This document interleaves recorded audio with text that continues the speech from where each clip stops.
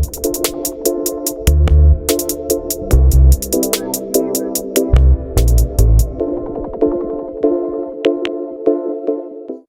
right, welcome to Fanatics Football, the football segment of the Fantasy Fanatics Podcast. I'm your host once again, James, and I'm joined once again by Nate and Mete. What's up, guys? So How's it going? All right, in today's episode, we're going to recap all of the games from week 3. Then we're going to get into some pickups for fantasy leagues for the week. And then we'll just head into, talking about the fantasy for each game of week 4, and just making our predictions for the games. So let's just hop right into it. We'll start with the Thursday night game of week 3. We have the Carolina Panthers beating the Houston Texans by a score of 24-9. It's a pretty big win for the Panthers. Obviously, Christian McCaffrey goes down with an injury. Aside from that, just looking at the stats, Sam Darnold played really well. He had 304 passing yards, and he also had 11 rushing yards on the ground and 2 rushing touchdowns. So big game for him. And in terms of other rushing, Christian McCaffrey, 7 carries for 31 yards. Chuba Hubbard, 11 carries for 52 yards. And then through the air, DJ Moore, 8 catches, 126 yards. Terrence Marshall, 4 catches for 48 yards. Hubbard also had 3 catches for 27 yards. And it was a big game for this team. Mete, I'll start with you. What did you think about this Panthers team? Yeah, Panthers, they played a really good game. Solid defense. Even though it wasn't too hard against the Texans since they didn't have Tyrod Taylor, and they put up enough points on the board to win. Darnold had a really good game, but again, I feel like the Panthers, they're 3-0, but they've beaten really weak teams. So I feel like they're not as good as their record states, but good win for the Panthers. Yeah, being 3-0, obviously they might not be as strong as some of the other 3-0 teams, but 3-0 is still 3-0. You got to take it for what it is. This team's definitely on the right track. Moving to Houston, looking at some of the stats, Davis Mills, 168 passing yards and a passing touchdown for him. And then in terms of rushing, not much here. Mark Ingram, 6 carries for 21 yards. David Johnson, 2 carries for 11 yards. And then through the air, Brandon Cooks, 9 catches, 112 receiving yards. Jordan Akins, 4 catches for 32 yards. Anthony Miller, 4 catches for 20 yards and a receiving touchdown. Nate, let me get to you on the Texans. Yeah, this team's looking real rough without Tyrod Taylor. yeah, with Tyrod Taylor, they were pulling upsets that people didn't really expect, but now it looks like they're not generating enough offense to kind of keep up with other teams. So I guess for now it looks like they're playing kind of how we kind of expected the Texans to play, at the beginning of the season. Yeah, aside from Brandon Cooks, this Texans team just really doesn't have much going for them in terms of offense. And then, the defense wasn't that bad in this game, but just consider that Christian McCaffrey was out. So the Panthers weren't at full strength either. Moving into the next game, it looks like the Tennessee Titans beat the Indianapolis Colts by a score of 25-16. Just looking at the stats for the Titans, we have Ryan Tannehill, 197 passing yards, 3 passing touchdowns, and 2 interceptions. And then looking at the rushing here, Derrick Henry, 28 carries, 113 rush yards, so big day for him. Ryan Tannehill on 5 carries had 56 rushing yards. And then through the air, Nick Westbrook, Akeen had 4 catches, 53 yards, and a touchdown. Julio Jones, 3 catches for 47 yards. And then Derrick Henry, 3 catches for 31 yards. While Jeremy McNichols and Chester Rogers both had 1 catch that found the end zone. So, Nate, I'll start with you on the Titans. This team is turning it around. What do you think about this team? I think this is a pretty good win, especially considering the Colts have a pretty solid defense, I think. So I guess this is pretty much what you could expect from the Titans, I think, week to week. Yeah, for sure. This team definitely is playing better. I definitely agree with that. Getting to the Colts, Carson Wentz, I know he was banged up coming into this game. He did have 194 passing yards. And then in terms of rushing, He didn't do any of that this week, but Jonathan Taylor had 10 carries for 64 yards, and Ninem Hines had 6 carries for 25 yards and a touchdown. And getting to receiving, Michael Pittman's clearly the number one here, 6 catches for 68 yards for him. Ninem Hines, 5 catches, 54 yards, and Zach Pascal, 2 catches for 31 yards. Mete, let me get to you on the Colts. I feel like this is the best 0-3 team in the league. They've had so much, I guess, bad luck in terms of injuries and other things, but I guess, do you think this team can turn it around? Yeah, I definitely think they can turn it around. And like you said, talent-wise, they should be the best 0-3 team right now. So yeah, they have so much talent. I think they need T.Y. Hilton back right now, as their offense doesn't look too great, and adding a playmaker like Hilton, I think could uh improve their offense for sure. Yeah, I mean, Carson Wentz is banged up as well. Of course, Quentin Nelson has that high ankle sprain now, so we don't know how long he's going to be out. So when you have like 3 of your top players on offense that have injuries, it's just really tough to, I guess, generate anything. The defense, I mean, kept them in this game, obviously, but I guess outside of that, they just really haven't had a chance to win without their big time players on offense. But let's get to a game actually that didn't have much offense either. The Atlanta Falcons beating the New York Giants 17-14, a really low scoring game here. I guess just getting to the stats for the Falcons, Matt Ryan threw for 243 yards and 2 passing touchdowns.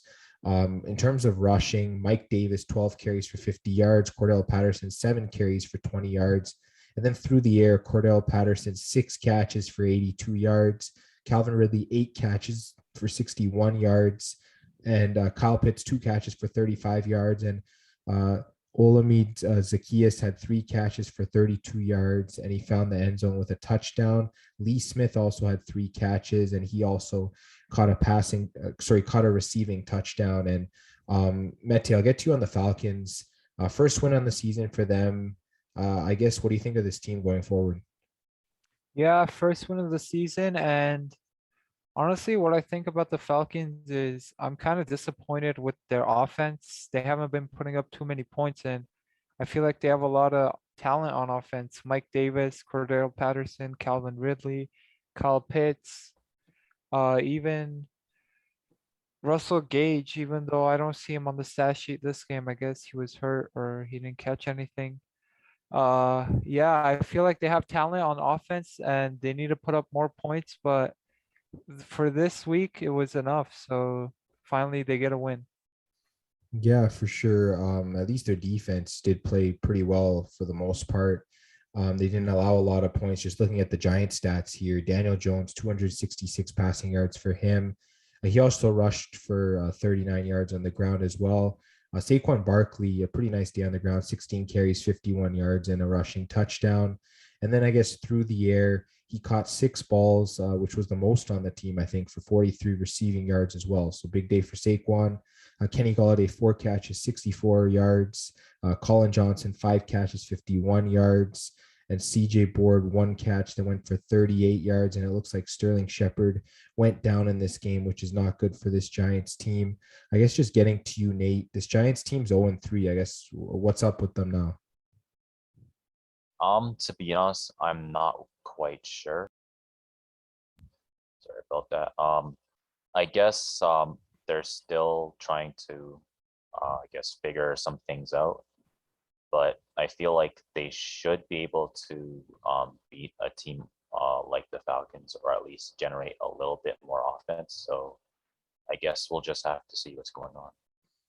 Yeah, I guess after watching them generate a lot of offense against the football team last week, they kind of came out and like threw a dud on this game, and they just really didn't do anything.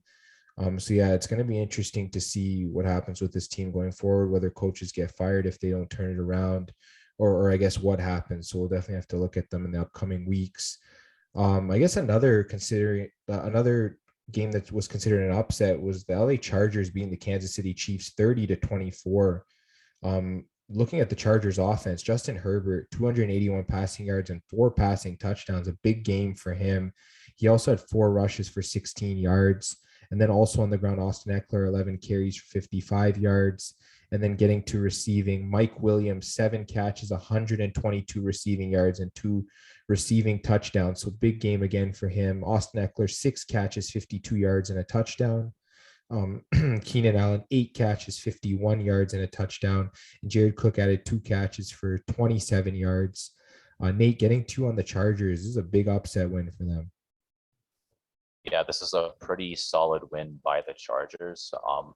I believe their defense is also known for being good against the pass, and Kansas City does have a good pass, so they were able to slow down Kansas City just enough so they can kind of win by a score. But being able to beat Kansas City just in general is pretty impressive. Yeah, it's also impressive considering how bad their defense is against the run.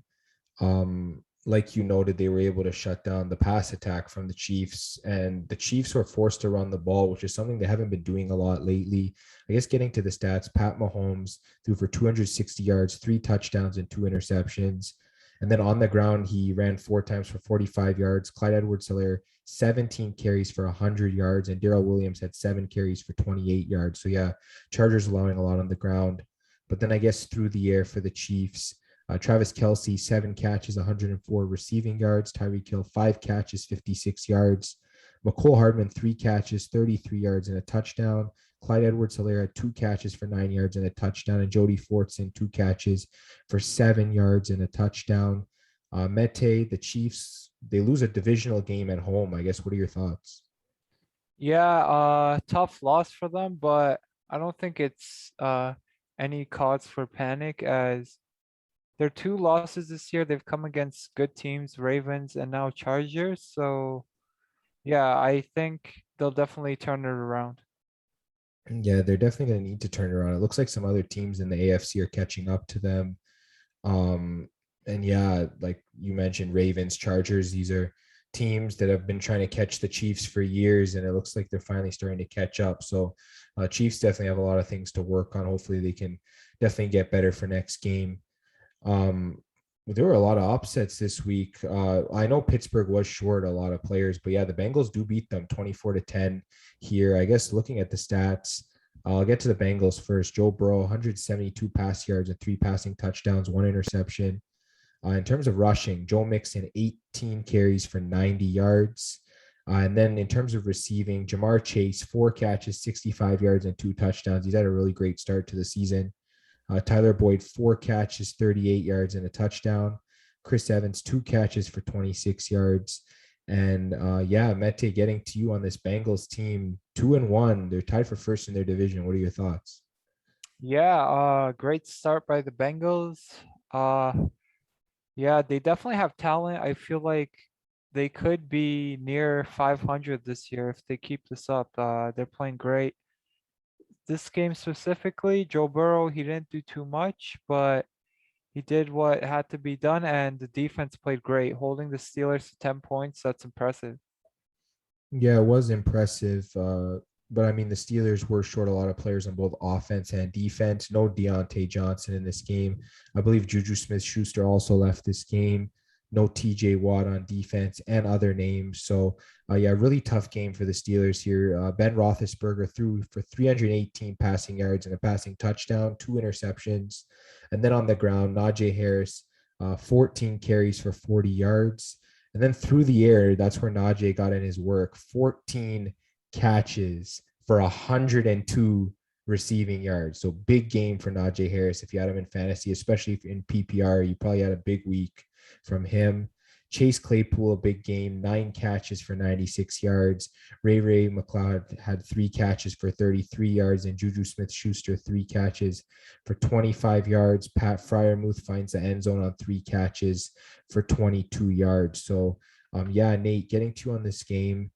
Pittsburgh, back-to-back games. They've had injuries and they've lost. I guess, what are your thoughts on this team? I guess it's just kind of rough for them right now. Their team is banged up, like you said, so they're doing the most of what they can. And I guess, again, congratulations to Najee Harris. He had a really good game, but unfortunately, it just wasn't enough against this really solid Bengals defense. Yeah, surprisingly, I know everyone's been roasting the Bengals for the last few years. Their defense has really improved, so good on them. I guess getting to the next game, Nate, I'm definitely going to get to you on this one first. Cleveland Browns beating the Chicago Bears 26-6. They had 9 sacks in this game. I believe Myles Garrett had 4.5. That's insane. What this defense was able to do to Chicago. I'll start with the Browns offense though first. Baker Mayfield, 246 passing yards and a passing touchdown. Nick Chubb, 22 carries for 84 yards. Kareem Hunt, 10 carries for 81 yards and a touchdown. So big game for him. And then getting to receiving, Odell Beckham, first game back, 5 catches, 77 yards. Good game for him. Kareem Hunt, 6 catches for 74 yards. Donovan Peoples-Jones, 2 catches for 39 yards. Rashard Higgins, 2 catches for 24 yards. And Austin Hooper had 2 catches for 19 yards and a receiving touchdown. Nate, just give us your thoughts on this team. I'm actually pretty impressed by Kareem Hunt. He's been able to, I guess, break the line with like really big games, and he had less carries than Nick Chubb. So that's kind of what surprised me. And I guess obviously the defensive line. I feel like Cleveland has one of the best defensive lines in the NFL right now, and this kind of showed it. Yeah, for sure. Like, I know before he came to the Browns, everyone was clowning Jadeveon Clowney, ironically, and yeah, they kept saying, "Oh, this guy, he doesn't know how to pass rush. He can't get pressure." The guy had 2 sacks in this game, so he's really like turned around his career in Cleveland. Myles Garrett looked great. We talked about that. JOK's been a fantastic rookie for this team, and yeah, this Browns team's looking really solid. Let's get to the Bears now. This team looked like a disaster. Justin Fields had no protection his first start. He only threw for 68 passing yards in this game.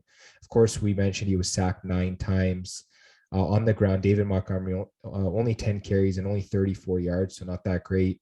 Um, Allen Robinson, 2 catches for 27 yards. David Montgomery, 2 catches for 21 yards. And then Komet and Mooney only had 1 catch on the game. And Mete, it was such a disappointing game for this Bears team. Yeah, they get dominated in the line of scrimmage. 9 sacks, that's way too many. And Fields does have a rough game, but it's kind of tough to blame him when you're getting pressured all game. So yeah, first start for Justin Fields doesn't go too well. And Bears get back at it next week. Yeah, I definitely agree with you. There's no way to put this on Justin Fields. He almost had no chance out there. He's getting slaughtered on almost every play. And the players just were not getting open, whether it was the scheme, I don't know what it was. Yeah, they definitely need to bounce back next game. They should, because they are playing division rival Detroit Lions. And speaking of the Lions, they lose a heartbreak game to Baltimore this week. 19-17. Of course, we know the Justin Tucker game-winning field goal. I believe it's the longest field goal made in NFL history. So congrats to him. I believe he's done it to the Lions once before as well. So I think this is the second time he's broke Lions fans' hearts. Well, I guess besides Tucker, let's get to the rest of the offense. Lamar Jackson, 287 passing yards and a passing touchdown, also an interception. Lamar Jackson on the ground had 7 carries for 58 yards. Latavius Murray, 7 carries for 28 yards. Tyson Williams, 5 carries for 22 yards. And then through the air, Mark Andrews, 5 catches, 109 receiving yards. Sammy Watkins, 4 catches for 68 receiving yards. Marquise Brown, 3 catches for 53 receiving yards. And Devin Duvernay, 2 catches for 22 yards and a touchdown. Yeah, Mete, let me get to you on this Ravens team. I feel like this game was too close for their liking. I don't know. What do you think about that? Yeah, definitely too close for the liking. And they probably should have won this game by more, as Marquise Brown, he drops 2 touchdowns. So yeah, too close for comfort, but hey, they got it done. So good job, Ravens. Yeah, I noticed that Marquise Brown, he definitely had an opportunity to have a big game here and he just couldn't get it done. I guess getting to the Lions now, Jared Goff, 217 pass yards for him. In terms of rushing, DeAndre Swift, 14 carries, 47 yards and a touchdown. Jamal Williams, 12 carries for 42 yards and a touchdown. So very productive on the ground. I guess through the air, not too bad. Khalif Raymond, 6 catches for 68 yards. DeAndre Swift, 7 catches for 60 yards. So good game for him. Darren Fells, 2 catches, 35 yards, and Jamal Williams had 2 catches for 25 yards. Disappointing day for Hawkinson. He only had 2 catches for 10 yards. Nate, getting to you. I guess, what are your thoughts on this Lions team? I feel like in a sense, this is kind of disappointing because victory was just like within your reach, and then Justin Tucker snatched it out of their hands. But I feel like this is still a pretty good performance from Detroit, considering they're still a rebuilding team right now, and they're still fighting as hard as they can, and they're making every team work for the wins that they have. And it looks like, yeah, they don't necessarily have like the deepest roster, but they do have some pieces, and they're doing what they can to make it work. Yeah, it was strange to see the Lions so run heavy and the Ravens pass heavy, because I know the Ravens are normally the run heavy team, but I guess the Ravens were trailing at the end of this game, so they definitely needed to get that field goal. But yeah, I guess moving into the next game, the New Orleans Saints going into New England and beating the Patriots 28-13. Yeah, I guess it was just a rough game overall for New England. I can say I was watching this game. Of course, James White goes down early with that injury. And then, of course, Ramondre Stevenson, I believe, has an injury as well. It was just not a good day for the Patriots. A lot of injuries, a lot of miscues. Of course, Mac Jones was not at his best in this game. But let's get to the Saints offense first. Jameis Winston, 128 passing yards and 2 passing touchdowns. A very clean game for him. And then in terms of rushing, Alvin Kamara, 24 carries for 89 yards. So Kamara back at it in this game. Taysom Hill, 6 carries for 32 yards and a rushing touchdown.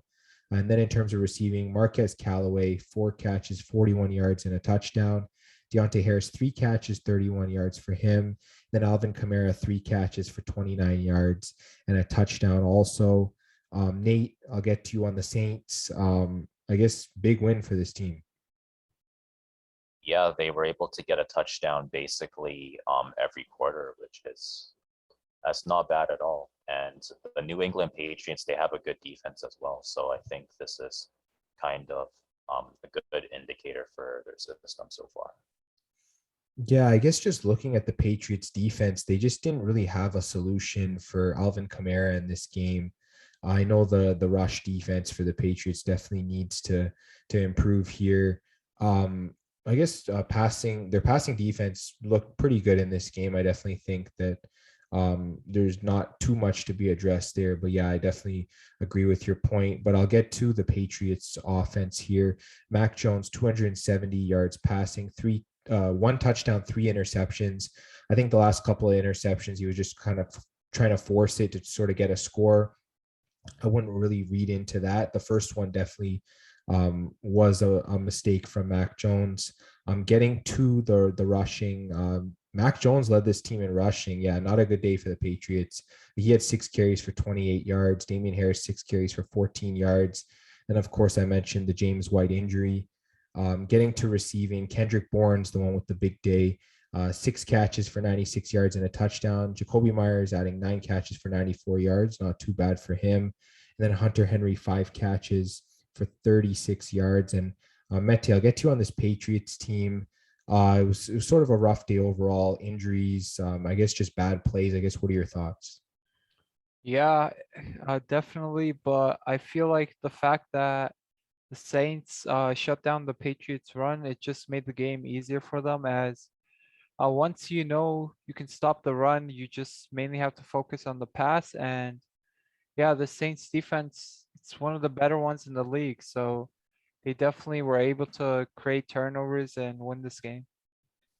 Yeah, for sure. And I mean, like, the Patriots clearly just didn't look good in this game. You mentioned the rushing. Definitely Damian Harris needs to have a better game. Of course, they won't have James White for the rest of the season. The news came out. So they'll have to find sort of that guy who can, I guess, grab that receiving role. Maybe JJ Taylor gets in there, but we'll definitely have to see about that. I guess just moving to the next game here. Let me just take a look here. Yeah, okay. It's the Arizona Cardinals beating the Jacksonville Jaguars by a score of 31-19. Um, yeah, it's something that we've just been seeing almost every week. The Jaguars just giving up countless amount of points, not being able to score as efficiently. Kyler Murray, 316 passing yards and an interception. But he was better on the ground, 7 carries, 19 yards, and a rushing touchdown. James Conner, 11 carries, 43 yards, and 2 rushing touchdowns. So good game for him. Chase Edmonds, 11 carries for 26 yards. And then for receiving, it was AJ Green's big day. 5 catches, 112 receiving yards for him. Christian Kirk, 7 catches, 104 receiving yards. Chase Edmonds, 7 catches, 49 yards. DeAndre Hopkins, 3 catches for 21 yards. I believe he was banged up in this game. And Max Williams, 3 catches for 19 yards. Mete, I'll get to you on the Cardinals.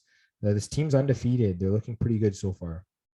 Yeah, they're looking really good, and the I'd say their main weakness going into this year was the defense, and their defense is looking really good, especially Chandler Jones. Yeah, I mean, I think this team is definitely a playoff contender, and they could honestly even be uh Super Bowl contenders. Yeah, I mean, there's definitely going to be at least one team from that division that's not going to make the playoffs, and it really doesn't look like it's going to be the Cardinals missing. So, yeah, they're really putting pressure on the other teams in their division to sort of step up their game. I guess just getting to Jacksonville, looking at the stats, Trevor Lawrence, 219 pass yards and a touchdown, also an interception for him. And then James Robinson on the ground, good game, 15 carries, 88 yards and a touchdown. Carlos Hyde, 8 carries for 44 yards. And then through the air, Marvin Jones, 6 catches, 62 yards. DJ Chark, 3 catches, 49 yards and a touchdown. Laviska Shenault, 4 catches for 48 yards. And then James Robinson, 6 catches for 46 receiving yards. Nate, getting to you on Jacksonville. They're 0-3. I guess, what are your thoughts on this team? I mean, on one hand, I want to say that, it's the Cardinals and they're looking like one of the best teams, if not the best team in the NFL right now. So can't be too hard on them. But on the other hand, Trevor Lawrence was the #1 pick. He was expected to kind of turn the Jaguars around. You can't really be too patient when you can't be too impatient when you're rebuilding, but at the same time, there's some stuff that he does need to work on a little bit. He ended up having 2 interceptions. His completion rate is a little bit too low. I feel like it should be well over the low 60%. It should be kind of like the high 60s, high 70%. That's kind of what I would like to see from Trevor Lawrence, but I still think he's one of the better rookie quarterbacks right now. Yeah, for sure. I guess he can just take steps to sort of improving every game. Yeah, lowering that interception rate is definitely something to keep an eye on for sure. Getting to the next game, huge blowout here. The Bills blow out the football team 43-21. It was just a big day all around for the Bills. I guess this is the game everyone was waiting for from Josh Allen to start the year. 358 passing yards and 4 passing touchdowns. He also added a rushing touchdown on 4 carries on the ground. Zach Moss, 13 carries for 60 yards. I think he's back now to being their starter. So he should be fully healthy now. And Devin Singletary, 11 carries for 26 yards. Mitch Trubisky added 4 carries for 19 yards. It's nice to see him in there. And then in terms of receiving, Cole Beasley, 11 catches for 98 yards. Emmanuel Sanders, 5 catches, 94 yards, and 2 touchdowns. Stephon Diggs, 6 catches for 62 yards. Dawson Knox, 4 catches for 49 yards and a touchdown. And Zach Moss, 3 catches for 31 yards and a touchdown. And Nate, I guess just getting to you, it really looks like the Bills are becoming more well-rounded on offense. It looks like they have a run game now in both Zach Moss, Josh Allen, and surprisingly Mitch Trubisky in this game. Yeah, what do you think about this, I guess, revamped Bills offense?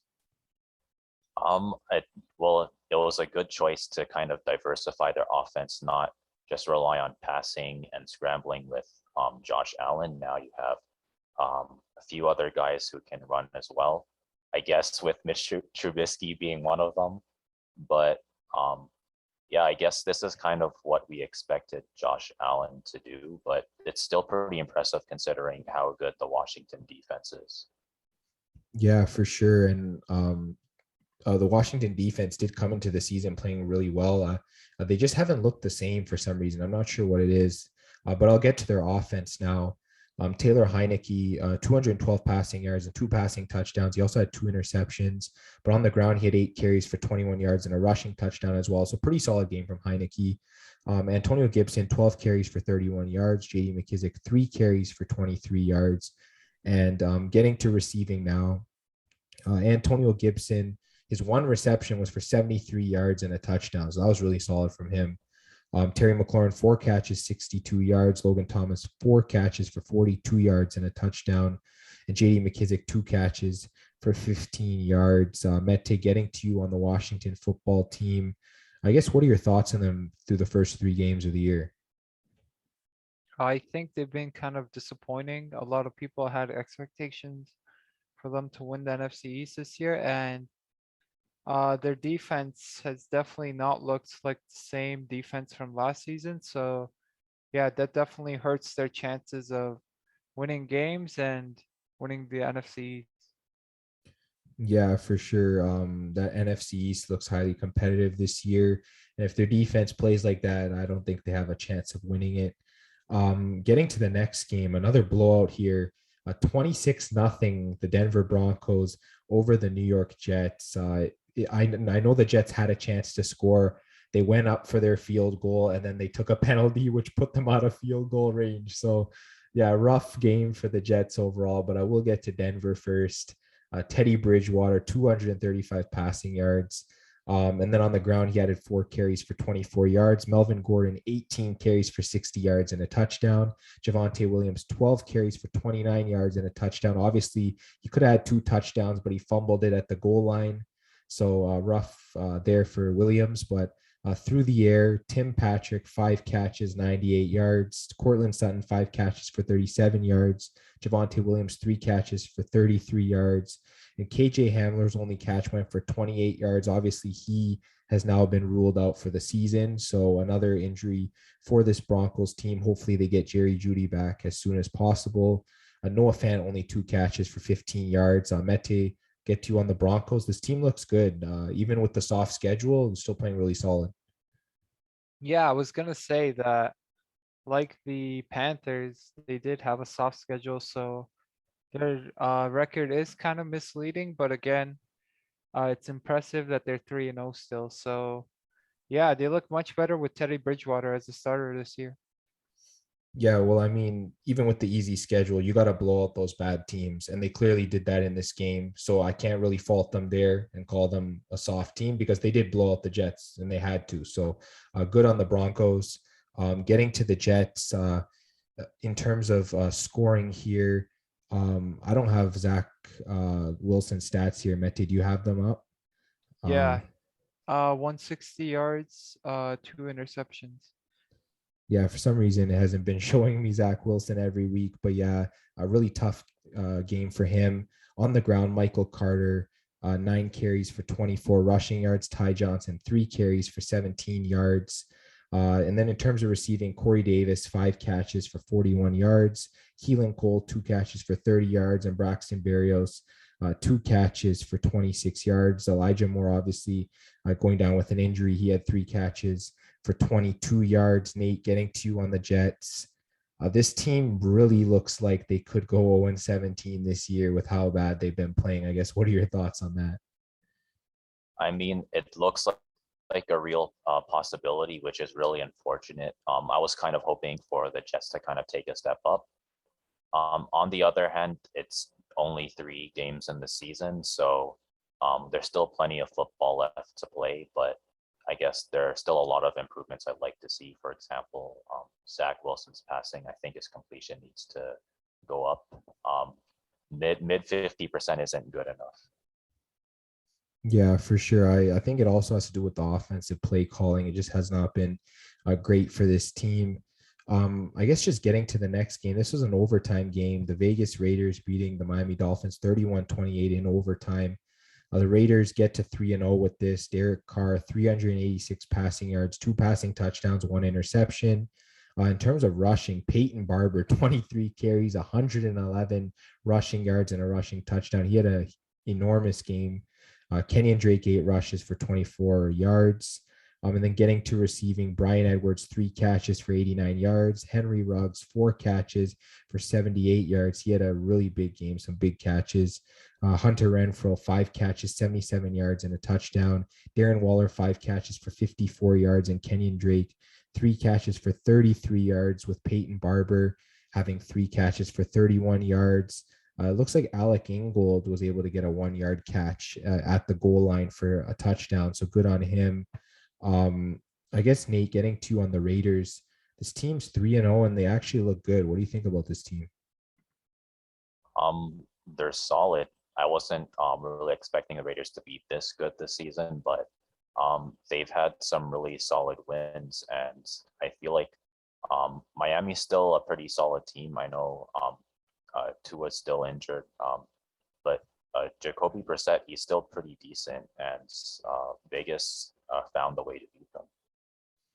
Yeah, you mentioned Jacoby Brissett. He had a great game here, 215 passing yards. He also had 7 carries on the ground for 37 yards and a rushing touchdown. So good on him. Looks like Myles Gaskin had the majority of the carries, 13 for 65 yards. Then Malcolm Brown had 7 carries for 31 yards and a touchdown. Getting to receiving, Mike Gesicki, 10 catches for 86 yards. He had a big game. Jalen Waddle, 12 catches for 58 yards. Devontae Parker, 4 catches for 42 yards. Will Fuller in his debut, 3 catches for 20 yards. Mete, I'll get to you on this Dolphins team. They lost a close game here. I guess, what do you see for this team going forward? Yeah, going forward, if they don't get Tua back soon, it looks like they could be kind of stacking up the losses. But yeah, with Tua, they're still a solid team. They got 10 wins last season, so I definitely think they could do that again and possibly make the playoffs. But it all depends on if Tua can come back and play for them. Yeah, for sure. I definitely agree with that. And moving on to the next game, no Dalvin Cook for the Minnesota Vikings, but I guess it didn't matter. This team, they won 30-17 over the Seattle Seahawks. I guess getting to this offense, Kirk Cousins, 323 passing yards and 3 passing touchdowns. He could be, I guess, quarterback of the week with these kind of stats. Big game for him. Alex Madison, 26 carries for 112 yards. He literally looked like Dalvin Cook out there, both metaphorically and literally with his hair. And then Amir Abdullah, 5 carries for 24 yards. In terms of receiving, Justin Jefferson had his game of the season so far, 9 catches, 118 yards and a touchdown. Ty Conklin, 7 catches for 70 yards and a touchdown. Alex Madison, 6 catches, 59 yards, and Adam Thielen, 6 catches for 50 yards and a touchdown. Mete, getting to you on this Vikings team. No Cook, no problem for them. Yeah, finally they get a win, and yeah, I feel like this is a good team. I was surprised that they were 0-2, but they showed it this week that they can contend with or keep up with anybody.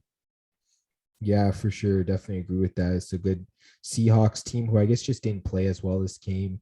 In terms of their offense, Russell Wilson, 298 passing yards and a touchdown. And then on the ground, Chris Carson, 12 carries for 80 yards and a rushing touchdown. And then through the air, DK Metcalf, 6 catches, 107 receiving yards and a touchdown. Gerald Everett, 5 catches for 54 yards. Travis Homer, 3 catches for 48 yards. Tyler Lockett, 4 catches for 31 yards. And Will Dissly had his 1 catch go for 39 yards. Nate, I'll get to you on the Seahawks. Not a good effort for them in this game. Yeah, I feel like they could have given a little more. I mean, they weren't too bad, but at the same time, they weren't generating enough offense to get things done. I noticed that Russell Wilson, he played like pretty well for like any quarterback, but this isn't good for Russell Wilson, if that makes sense. And I guess Chris Carson was pretty solid. DK Metcalf was pretty solid. But I guess overall from the team, you could say like the Vikings do have a good defense, but Russell Wilson and the rest of the team, they found ways to kind of beat good defenses. So yeah. Yeah, for sure. I definitely agree with that. And I guess another team from the Seahawks division, the LA Rams, got their biggest win, I guess, in the last year or so. They beat the defending champs, Tampa Bay Buccaneers, 34-24. They pretty much outplayed them the entire game.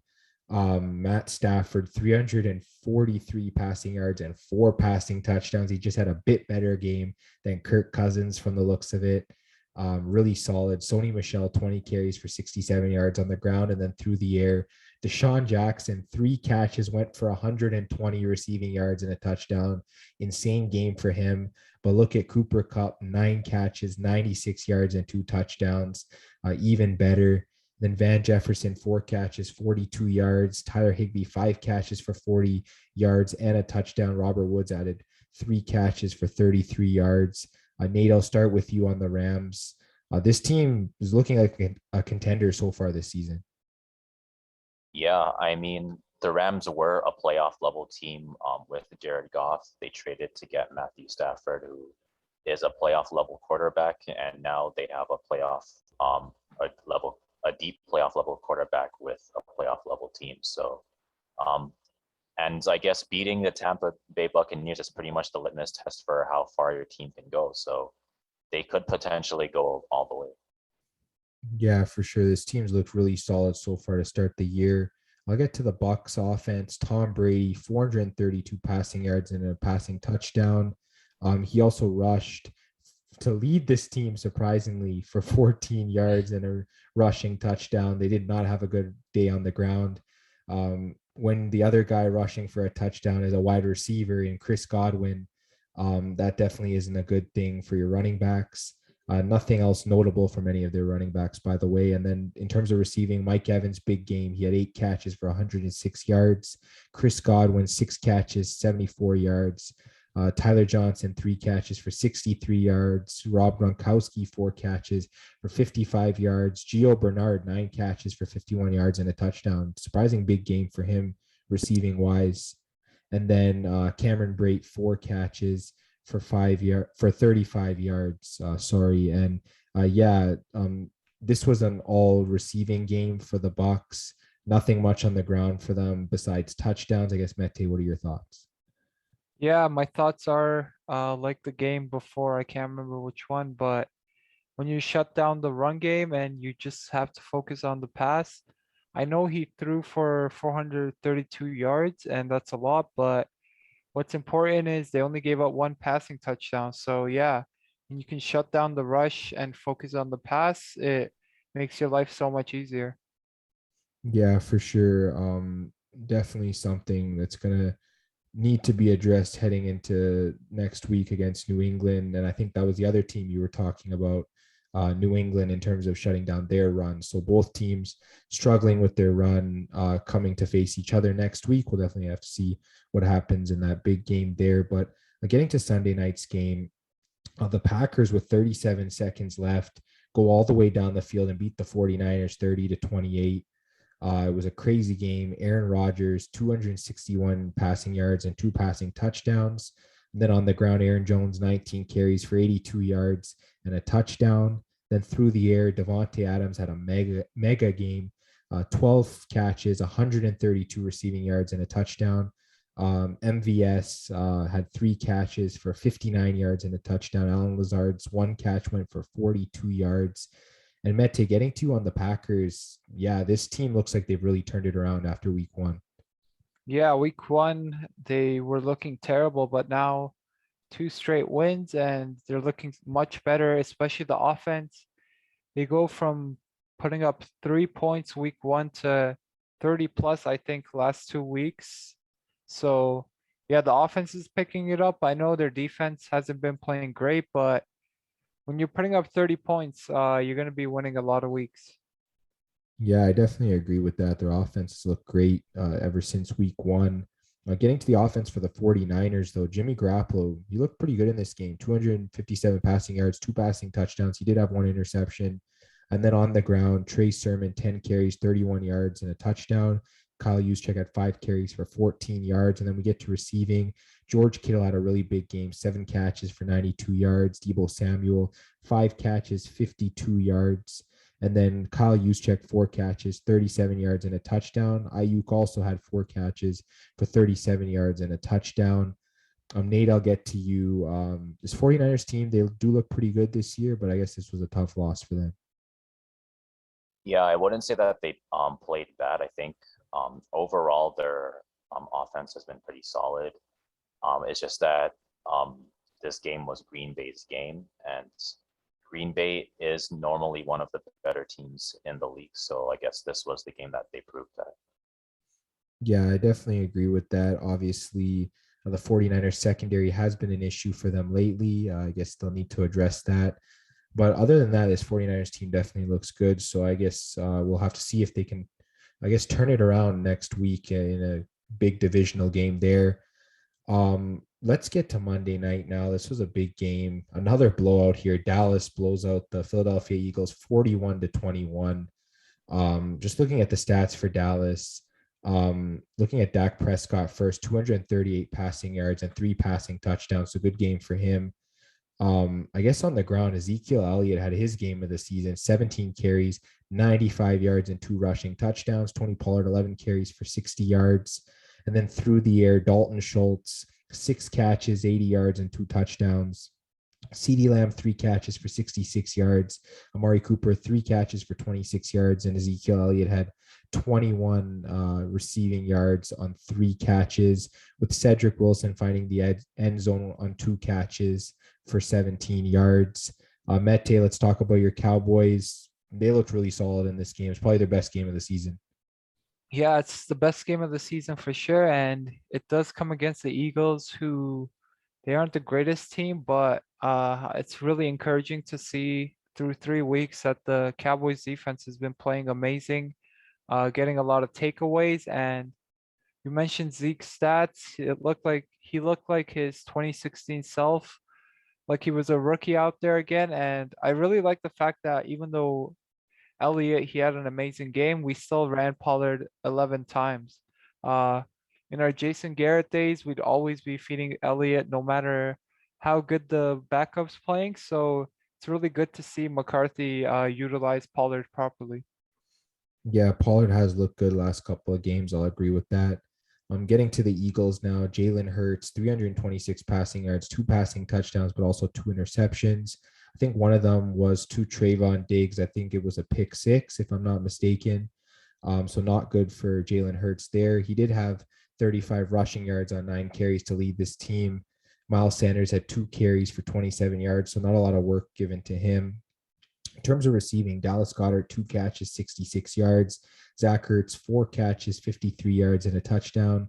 Jalen Reagor, 5 catches for 53 yards. Quez Watkins, 2 catches for 46 yards.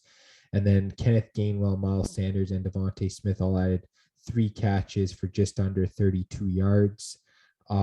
Greg Ward was the one that found the end zone also on his 1 catch for 15 yards. Nate, I'll get to you on the Eagles. They had a good week 1 against the Falcons, but ever since then, they haven't looked great. I guess, what are your thoughts? Yeah, I mean, I guess they haven't been able to, I guess, find ways to beat defenses on other teams, and it looks like they had trouble stopping Dallas, but Dallas has a really good offense this year. So I guess it's a combination of being able to stop really good teams and being able to beat defenses. Yeah, for sure. It's going to be a tough task for the Eagles next week, playing against the Chiefs, but we'll have to see, I guess, how they play there. And that's the wrap for week 3. Let's move into pickups for fantasy for this coming week. I guess, Mete, I'll start with you. Who's your running back pickup for the week? Yeah, so for this week, I'd probably go for Peyton Barber.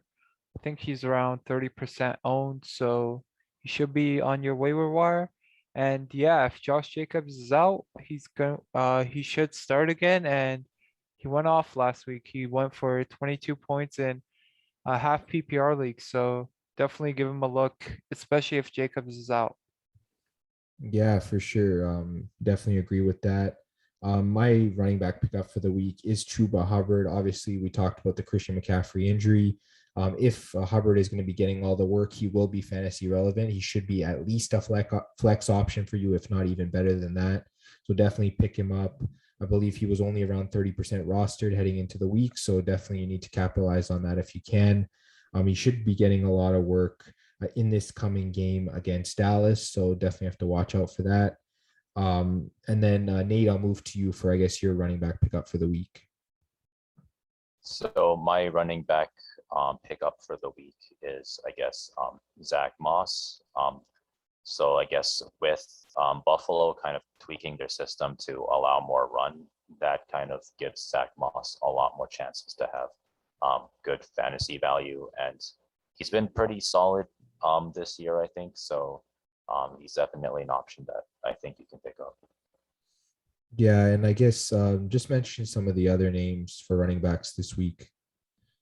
So you could also look at J.D. McKissick and Kenneth Gainwell.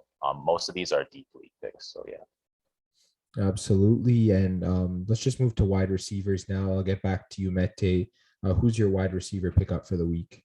Yeah, so I'd go for AJ Green. He's seeing 6 targets per game right now, and I think he's going to get even better as he builds more chemistry with Kyler Murray. And speaking of Kyler Murray, he plays with a really good quarterback. So yeah, they're 3-0. He's in a good offense.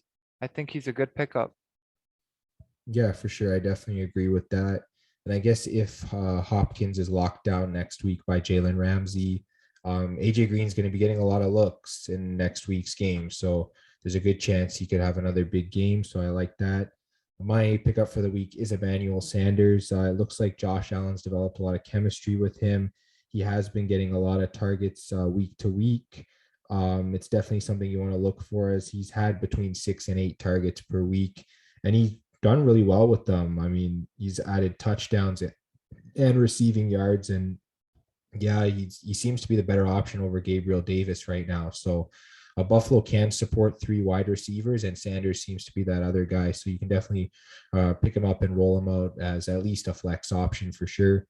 Nate, getting to you, I guess, who's your wide receiver pickup for the week? So I guess my pickup for the week for a wide receiver would be Cole Beasley. He does get a decent amount of targets from Josh Allen as well.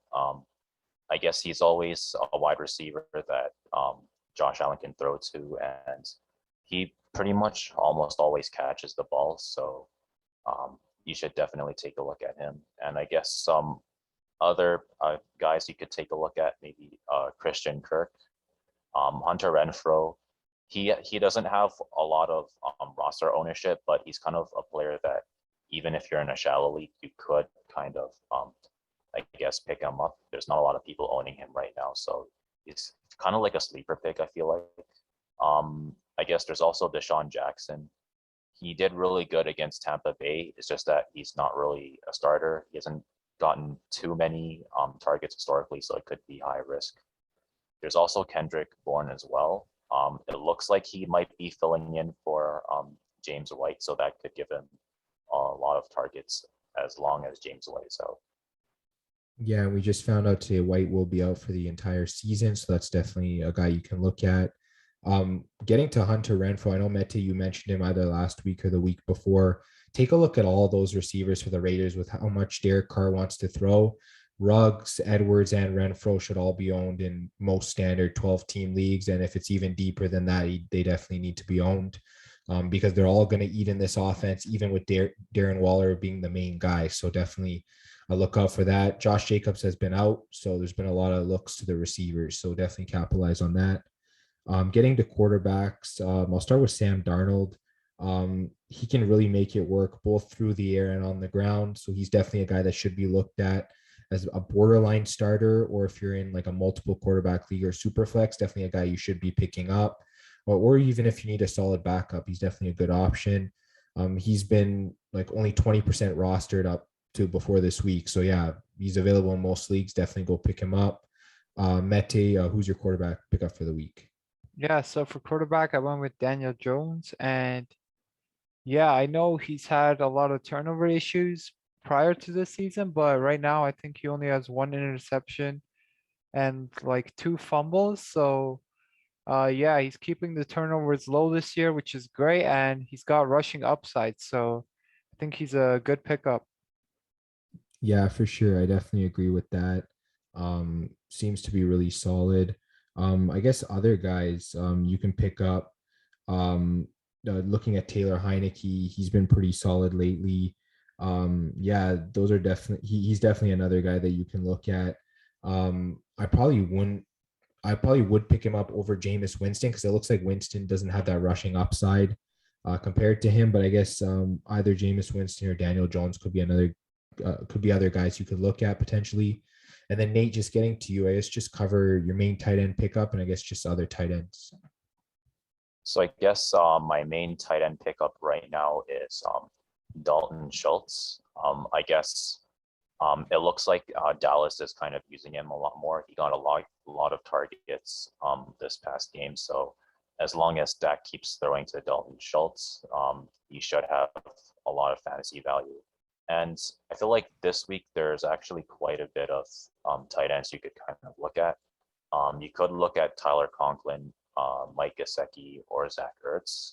I think all of those guys are pretty solid. So if you see them, definitely take a look at them. There's also Pat Freiermuth in deeper leagues. It's mostly kind of like on a week-to-week basis. So if you kind of like the Pittsburgh matchup against Green Bay, you could take a look at him. But Pittsburgh has been having a rough season, so it's kind of like a high-risk pickup. Yeah, a pickup that could pay off if both Deontay Johnson and Juju Smith-Schuster are out. It'll open up more targets for him. So definitely something to keep an eye on for sure.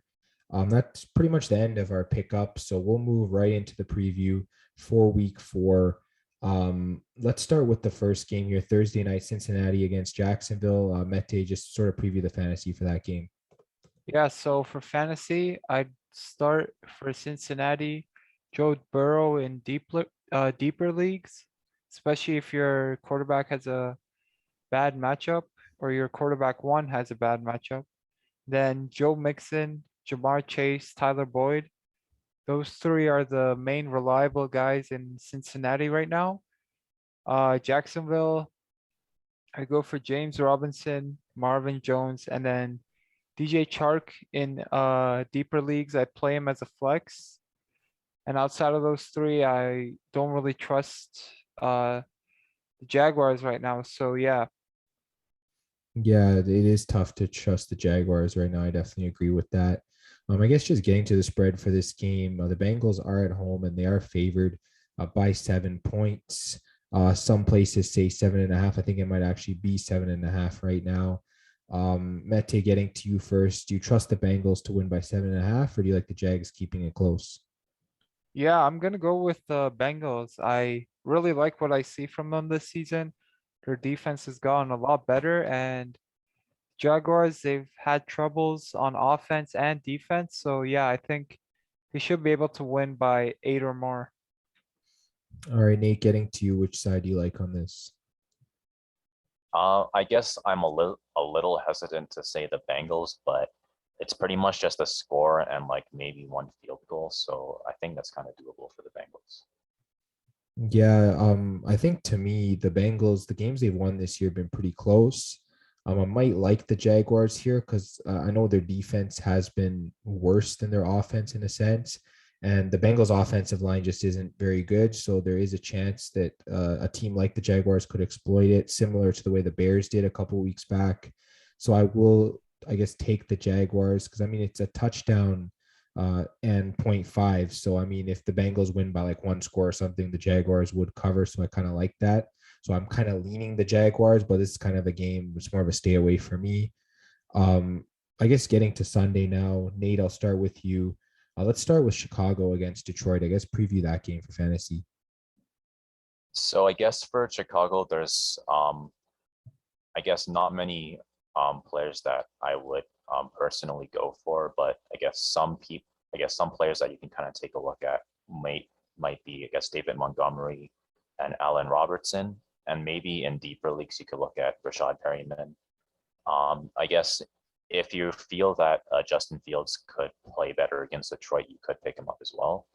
And I guess for Detroit, they do have a little bit more players than Chicago that maybe you can take a look at starting. There's DeAndre Swift, Quintez Cephas, TJ Hawkinson. In deep leagues, you can look at maybe Jared Goff, Jamal Williams, and Khalif Raymond. Yeah, for sure. I agree with you on the Bears. I don't even know if Allen Robinson. I mean, you probably drafted him early, so you probably do start him. But yeah, Montgomery seems to be the only guy. And in terms of other receivers, whether it's Mooney or Perriman or anyone else, they're just not really startable at this point for this Bears offense until they improve that line. And yeah, I agree with you on the Lions for sure. But yeah, let's get to the spread for this game. Looks like the Bears are favored by 3 points. Nate, which way are you going here? Originally I was thinking like maybe the Lions could cover this, but the Lions might actually have a chance to win this. I feel like if there's a game that they're gonna win, this is probably gonna be one of them. So I guess maybe I'll go with the Lions on this. And then Mete, getting to you, which side are you leaning here? Yeah, I'm with Nate. I feel like the Lions are bound to win, and this could be one of their better chances. So I would jump on them with the plus money. Yeah, just looking at this game for me, I guess the last time the Bears, I guess, were on the road and they had a rough game against the Rams, they bounced back the week after that and beat the Bengals. Then, of course, last time they were on the road, it was last week against the Browns. Coming back home against the Lions, I just feel like it's another bounce back game for them. Whether Justin Fields plays, whether Nick Foles plays, whoever plays, this is the bounce back game they're looking for. I feel like that this is definitely a game that the Bears can win and cover. They're not a bad team. They just had a really bad game against a strong Cleveland team. So I think that's probably why I'm leaning towards the Bears. But yeah, you guys are right. This game could probably go either way. Getting to the next game here, I'll preview the fantasy for Washington against Atlanta. I guess guys that you could start for the football team: Antonio Gibson, Terry McLaurin, Logan Thomas, and I'm actually willing to roll out Taylor Heineke. He's getting work done through the air and on the ground, which is great for fantasy. Over 20 fantasy points in half-point PPR the last 2 weeks that he's been a starter. The first week, obviously, he was not starting, so that doesn't count, but seems really solid. So definitely roll him out. I guess guys you should sit or only in deep leagues: Curtis Samuel, De'Ami Brown, J.D. McKissick. Of course, Samuel's coming back from injury, but I wouldn't roll him out just yet. And then for the Falcons, starting Kyle Pitts and Calvin Ridley, obviously. And I think Cordell Patterson sort of established himself enough for you to be able to start him. I mean, he's sort of a flex guy anyways. He can play wide receiver or running back depending on what you need. So you can definitely roll him out at least as a flex option, if not higher than that. And then you should probably sit or only start in deep leagues: Matt Ryan, Mike Davis, Hayden Hurst, Russell Gage, those guys. They just haven't been consistent enough. Mike Davis is borderline consistent, but he just hasn't been averaging over 10 half-point PPR points. So I wouldn't look to him either. And then, yeah, just looking at the spread for this game between the Falcons and the Washington football team, it looks like the Falcons came into this week favored, but the line sort of flipped. Now the football team's favored by a point. I guess, Nate, I'll start with you. Which team do you like better here? I mean, I guess this is pretty much just predicting who's going to win. So I guess I'll go with the football team, mostly just because I don't really feel too impressed with what Atlanta's been doing so far. And then Mete, getting to you, which side would you take on this? I think I'm going to go with the Falcons. I feel like they should win this game. I'm not really too convinced with the Washington defense yet. So yeah, Falcons. Yeah, I think to sort of break the tie here, I am going to side with Nate. I definitely like Washington a little bit better. I don't know what it is. I know the Falcons are home here. I know they have looked better, but I feel like this Washington team sort of due after that blowout last week definitely is going to be sort of a bounce back. I definitely like teams to bounce back, especially if they've gotten blown out. I said that about the Bears. I'm going to say that about the football team as well. I definitely think it's a big bounce back game for them. I guess moving to the next matchup, Mete, I'll get to you. I guess preview Indianapolis versus Miami. Okay, so for Indiana, I'd go with Jonathan Taylor, Naeem Hines in points per reception leagues, possibly as a flex, makes a lot of catches out of the backfield. And then Michael Pittman Jr. Yeah, another offense that's kind of struggling and hard for me to trust more of them. And then Miami, I'd start Miles Gaskin, Mike Gesicki in deeper leagues. He's looked much better ever since Brissett took over. He likes to target him a lot more, so it's good for Gesicki. Jalen Waddle, he saw a lot of targets last week, and then Devontae Parker, I'd start in deeper leagues. Yeah, for sure. And I guess Will Fuller's off your radar until he starts producing. Yeah, he just played in his first game with the Miami Dolphins, and he wasn't too impressive, so I need to see more from him. Yeah, for sure. And I guess just getting to the spread on this game, it looks like the Dolphins are favored in this game by -2. Mete, which way are you leaning here?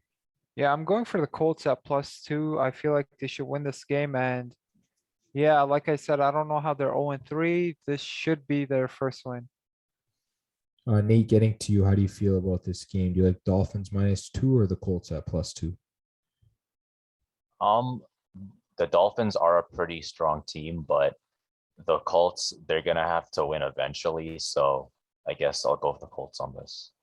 Yeah, for sure. I definitely agree with you on that. I'm going to side with the Colts as well. There's a saying that says either you're hot or you're due, and I think the Colts are definitely due. I definitely think that their win is definitely upcoming, and it should happen this week against a Dolphins team that I wouldn't say they struggled, but they haven't looked the same without Tua. So definitely this is a chance for them to capitalize. Wentz should be a little bit better, a little bit healthier from last week. So I definitely think that they can get the win here. I guess just moving to the next game here, Titans against the Jets. Nate, I'll get to you on this one. So I guess for the Titans, you can maybe look at Derrick Henry, Julio Jones, AJ Brown. He is questionable, so you're gonna want to have to check. And I guess you could look at Ryan Tannehill as well. And I guess for the Jets, it was kind of tough to see who you could start. Maybe you could look at maybe Jamison Crowder if he's fully healthy, or Corey Davis, and maybe Braxton Berrios in deeper leagues. Yeah, honestly, they haven't had solid quarterback or running back play, so I definitely understand where you're coming from. Looking at the spread here, Tennessee, it's -7. I'm just gonna flat out and say, yeah, I'm gonna roll with Tennessee at -7. Even if it climbs up to like -10 or something, I definitely like the Titans. I guess Nate, where do you side there? I mean, I don't really see how the Jets are going to be able to stop the Tennessee Titans, so I'm gonna go with the Titans. And then Mete, getting to you, how do you feel about this game? Yeah, hard to trust the Jets right now, so Titans. I feel like this could be the game where Derrick Henry goes for like 200 and something rushing yards on this poor Jets defense. Yeah, it just looks like one of those games is ahead. And yeah, it doesn't really look good. But yeah, let me get to the next game here. I'll preview Houston against Buffalo.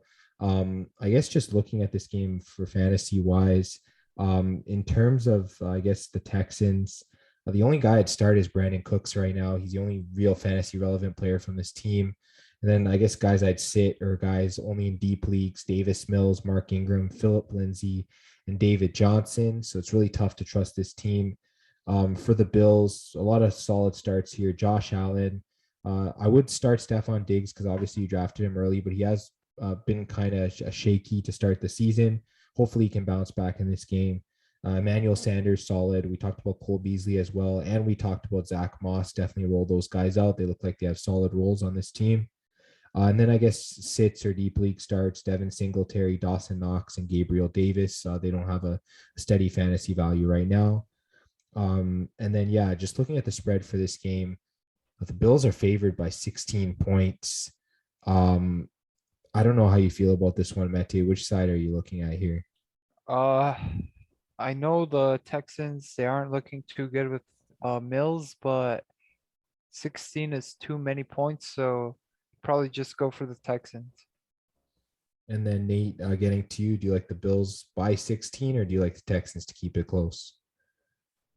I feel like they're thinking that maybe Josh Allen is gonna lead the Bills to get 40 points again, but 40 points again is kind of asking for a lot. So I feel like I'm gonna go with the Texans on this.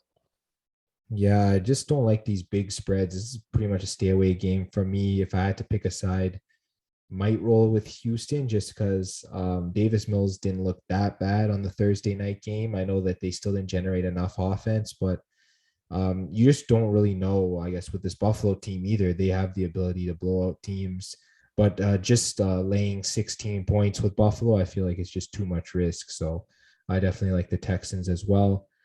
Getting to the next game, Mete, I'll get to you. Carolina against Dallas. Preview this one.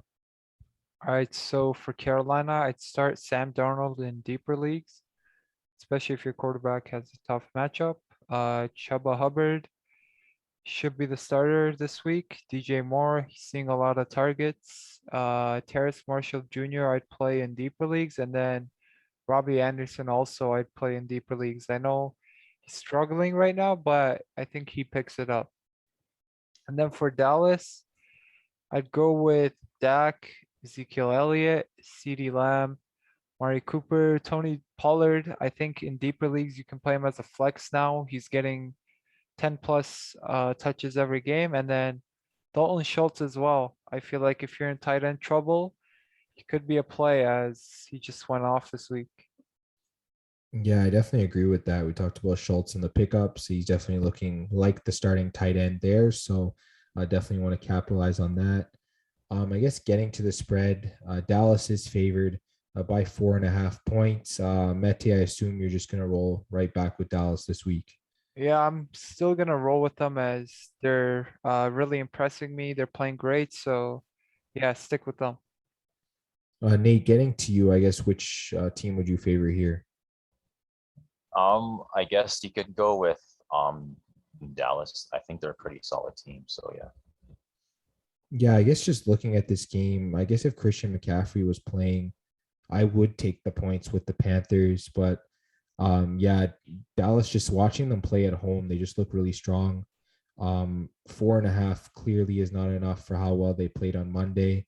I know this Panthers team is a lot better than that Eagles team. It is tough to say. I will slightly lean with the Cowboys. It's sort of a stay away game for me too, but yeah, I will lean with Dallas just because of the way that they've been looking so far. And then getting to the next game, Nate, I'll get to you. Cleveland against Minnesota. I guess just preview this game. So I guess for Cleveland, there's quite a few players that you can take a look at.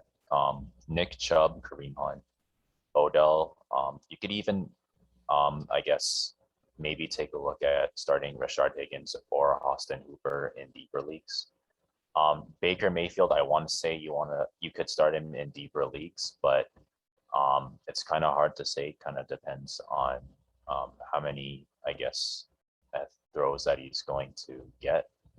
And I guess for Minnesota, you can start Kirk Cousins. You might be able to start Dalvin Cook if he's healthy, but you're gonna have to check that. Justin Jefferson, Adam Thielen, Tyler Conklin, and if Dalvin Cook isn't gonna play, then you can definitely take a look at Alexander Madison. You could still take a look at Alexander Madison in deep leagues. Yeah, for sure. Definitely something to check out, I guess. How do you feel about Donovan Peoples-Jones?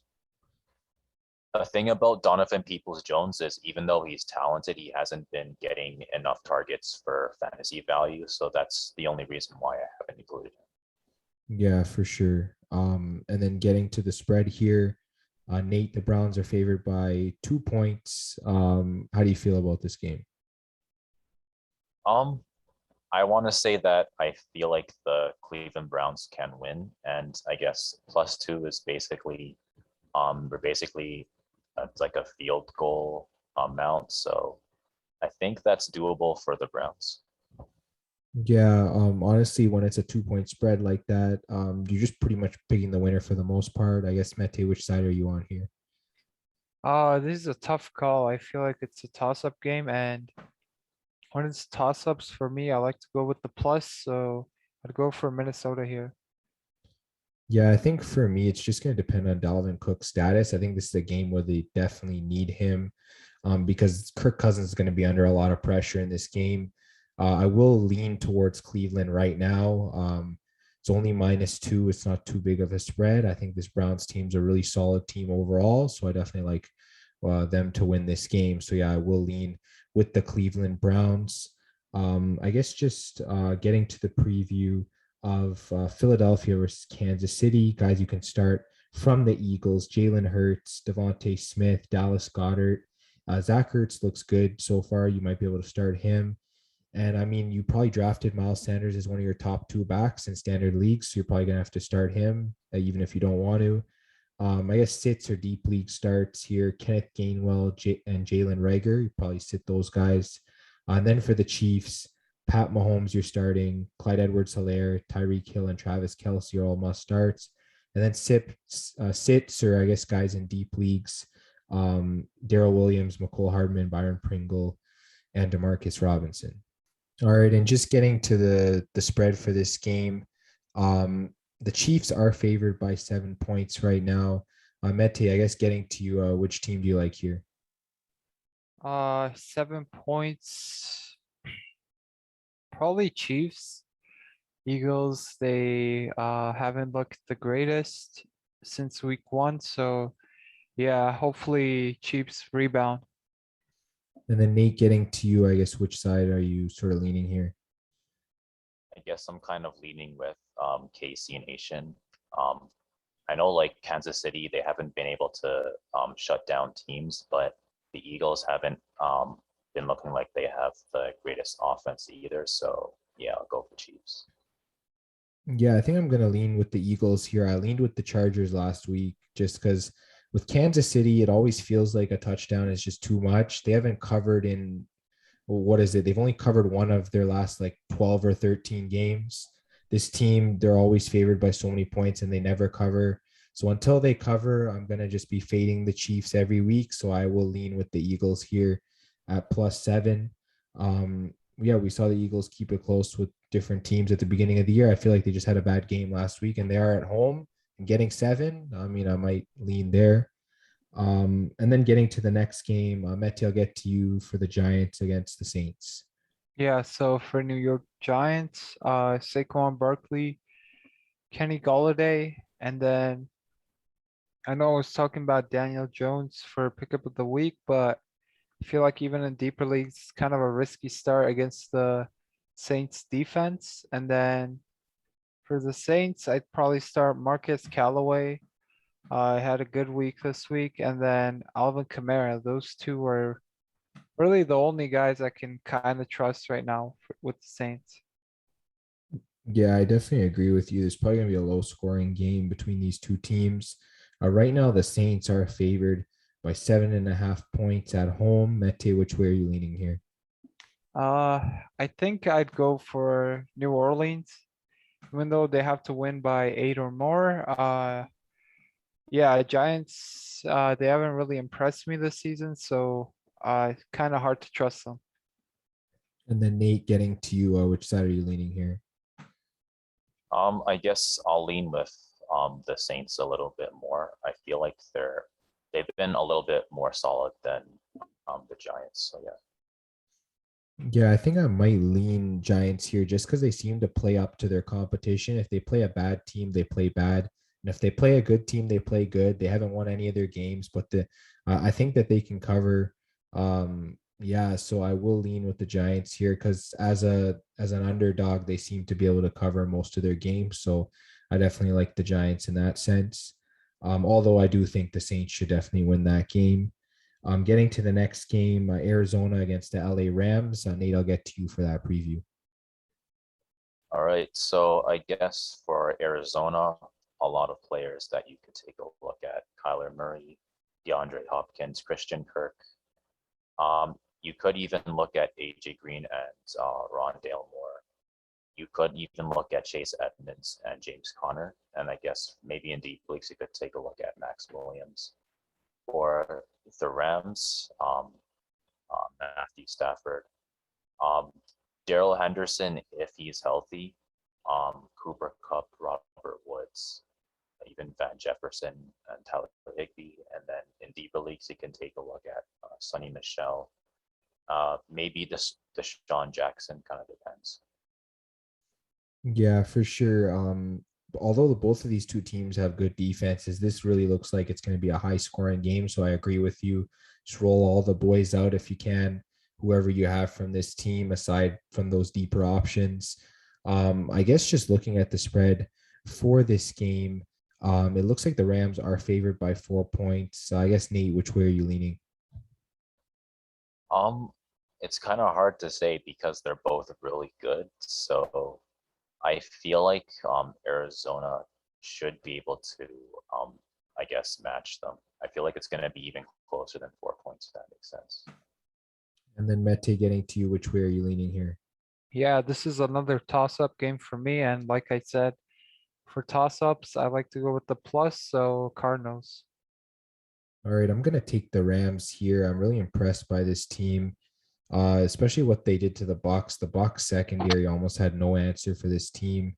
This Rams team is just getting better and better every week. And I mean, the Cardinals, they gave up I guess they gave up one really bad touchdown to the Jaguars. And although they've been winning their games, it's just like they've pretty much kept it close with almost every team they've played against, aside from that Jaguars game.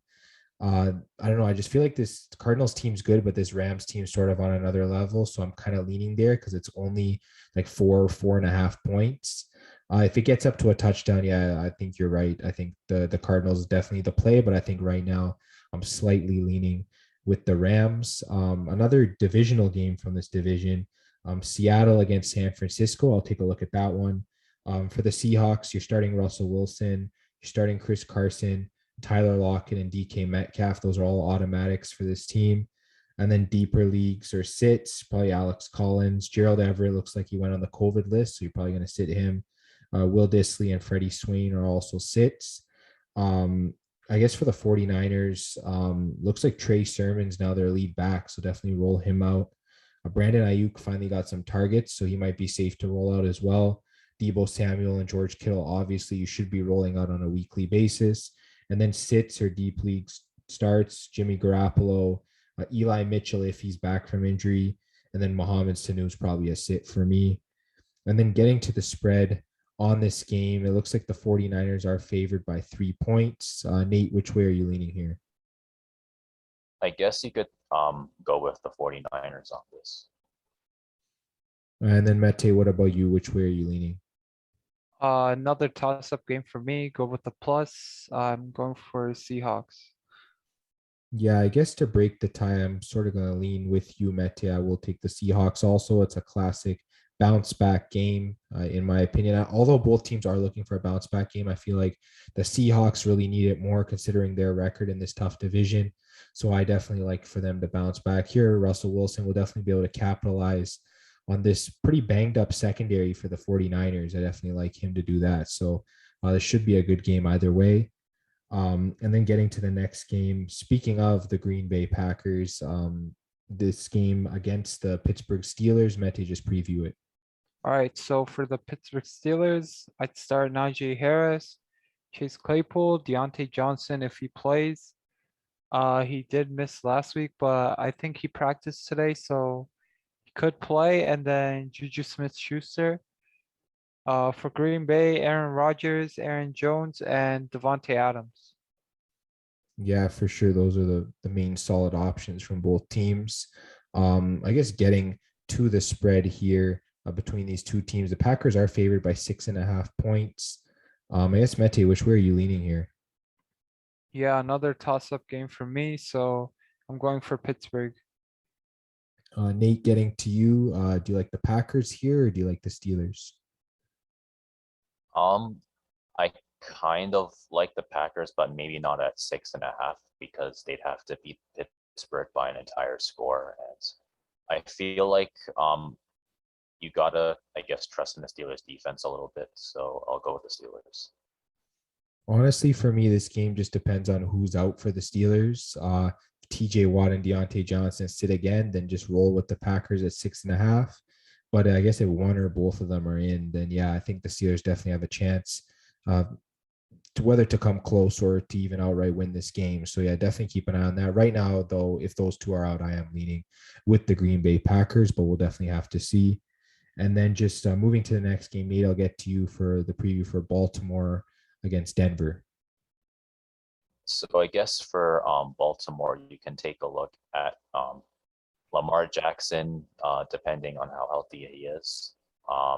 Tyson Williams, Marquise Brown, Sammy Watkins, Mark Andrews, maybe even Latavius Murray, and I guess they might end up putting in Tyler Huntley. So if for whatever reason your quarterback is injured, maybe you could start him, but I wouldn't. And then for Denver, you can start Melvin Gordon, Cortland Sutton, Tim Patrick, Noah Fant, and you can maybe even take a look at Teddy Bridgewater and Javonte Williams in deeper leagues. Yeah, for sure. And then I guess just getting to the spread here. Actually, the Ravens were favored when it opened up, but now the Broncos are 1-point favorites. Nate, which way are you leaning here? I guess it kind of depends on if Lamar Jackson is healthy or not. If he's healthy, I'd go with the Ravens, but if he's out, I'd go with the Broncos. And then Mete, getting to you, which way are you leaning here? Yeah, I'm very surprised that the Ravens are underdogs, so I'm going for Ravens. Yeah, I don't know. I'm really big on this Broncos team. Their defense looks better than the Ravens defense this year. Ravens defense gave up a lot of points to the Chiefs. There was a really close game with the Lions. I feel like their games are too close, even against lower level teams. The Broncos are blowing out bad teams. This is a very good Broncos team. I sort of like what I've seen from them, so I will lean with them. For the line to switch that much, that means a lot of people are also big on the Broncos, and I like that. So definitely, I like the Broncos as well. But I think the big matchup for this week is Tom Brady's return to Foxborough. This is definitely a must-watch game, especially for me as a lifelong Patriots and Tom Brady fan. Seeing him come back is definitely a big game. I'll preview this one for fantasy. We'll start with the Patriots. Guys, you're starting. You're rolling out Damian Harris, obviously, and Jacoby Myers. Those are the two safest guys that you should be rolling out from the Patriots. And then other guys that you could start maybe in deep leagues or maybe you want to sit is Mac Jones, Nelson Aguilar, Kendrick Bourne, Jonnu Smith, and Hunter Henry. And then for the Bucks, you're rolling out the main guys. You're rolling out Tom Brady, Antonio Brown if he's back from the COVID list. Mike Evans, you're rolling out Chris Godwin and Rob Gronkowski. And then for me, I would sit all the running backs unless you're in a deep league. So Leonard Fournette, Ronald Jones, and Giovanni Bernard, because it's clear that they don't want to run the ball consistently, and we can't rely on Bernard to get consistent targets just yet. So I would probably sit or only start those guys in deep leagues. But yeah, let's get to the spread for this big game. It looks like the Bucks are favored by 7 points on the road. Nate, I'll start with you. Which way are you leaning here? It's kind of tough because it's like Tom Brady and the Bucks versus Mac Jones, Bill Belichick, and the Patriots. But I guess I'll go with the Bucks on this one. All right, and Mete, just bouncing to you. Bucks at -7 or Patriots at +7? Yeah, I think I'm leaning with the Bucks as well. If the Patriots defense isn't playing well, Mac Jones and the offense is having a tough time putting up points right now. So yeah, it's going to be hard for them to stop the Buccaneers, I think. Yeah, I guess just looking at this game, I figure this has to be a game where Belichick keeps it close. I don't think there's any way he's going to get blown out by Tom Brady, even if Brady comes in determined. But Bill Belichick knows him and Gronk better than anyone. There's got to be some sort of a plan to blanket Gronk in this game. And this spread is probably going to continue to climb as the week goes along. I guess right now, maybe you could lean with the Bucks at -7. I would have preferred 6.5, but anything 7 or higher, I am going to lean with the Patriots because this game should be close even if the Patriots don't win it. So yeah, I would lean there. And then Mete, I'll get to you for the final matchup Monday night, Vegas against the LA Chargers. Yeah, so for the Vegas Raiders, I'd start Derek Carr. He's having a great year. Peyton Barber, if Jacobs is out. If not, then start Josh Jacobs. And then Henry Ruggs, Hunter Renfrow, and Darren Waller. For the Chargers, Justin Herbert, Austin Eckler, Keenan Allen, and Mike Williams. He's having an amazing season, so definitely start him. I guess, would you roll out Brian Edwards? I think he led them in receiving last week. Yeah, I think he did have a good week, but it's a lot of people to start for Las Vegas, I feel like, and I feel like one of them is bound to not have a good fantasy day, so I felt like it was going to be him. Yeah, I think it just depends whether Josh Jacobs comes back or not. If he's out, then maybe there might be a little bit more passing. So then maybe you roll out Brian Edwards, something like that. And then getting to the spread for this game, it looks like it's the Chargers favored by 3 points. I'm going to have to go with the Raiders here. You're giving me a 3-0 team at +3. This Raiders team, they haven't been beat yet. So until they're beat, I'm just going to keep rolling with this team. But I guess, Mete, what do you think? Yeah, I'm going with the Raiders as well. Like you said, a 3-0 team at plus is amazing. And yeah, the Chargers are good. And I feel like it's a toss up, but like I've been saying, I go with the plus. So Raiders, sorry. And then Nate, I guess, which way are you leaning here? Originally I was gonna say the Raiders because I feel like even though the Chargers have a good defense, I don't think any team's been able to kind of stop the Raiders outright, and I'm still gonna go with the Raiders. I feel like +3 is like way too easy, so I don't know if this is like a trap or not, but I'm still gonna go with the Raiders. Yeah, well, I mean, it was a trap last week because the Dolphins did end up covering against the Raiders. But I mean, that time the Raiders were favorites. When they've been underdogs, I believe they've been perfect this season. So yeah, definitely taking the Raiders as a dog seems to be the right play here. And yeah, that's been the preview for week 4. It's going to be a great week. Of course, as a Patriots fan, we got a big game. Cowboys have a big game. They're against a perfect team. And I mean, the Browns got the Vikings. So, I mean, this should be a pretty exciting week for football, for fans of every team. And yeah, that's pretty much going to be the end of this Fanatics football episode. Make sure you check us out on Instagram and Twitter at FanFan Podcast. We've been posting picks for games. Definitely go check them out.